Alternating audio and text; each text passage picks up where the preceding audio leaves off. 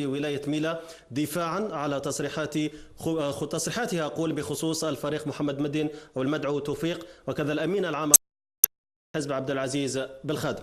نعم، في ذات نقطة نذكر أن أنصار السعداني اعتبروا أن ما جاء في خرجة أمينهم العام مبني على حقائق ووقائع، إذا لم يمسها اللبس، وهو ما يدفعهم للتضامن معه وللوقوف إلى جانبه. نستمع. تصريحات سيد عمار السعداني الأخيرة الأمين العام هي تصريحات مبنية على حقائق ومواقف سجلها التاريخ، والذي يتضرر عليه الذهاب إلى العدالة ولا يقوم ببعض الحركات البهلوانية الخاصة بمسيرات أو تجمعات لبعض الأفراد عدم الأصابع. الحزب راه يتقدم، وهذا الذي يخلع وخوف بعض الجهات المعينة. الحزب سوف يبقى القوة الأولى في البلاد، وسوف يؤكد ذلك في الانتخابات القادمة بعدد أكبر مما كان عليه من قبل.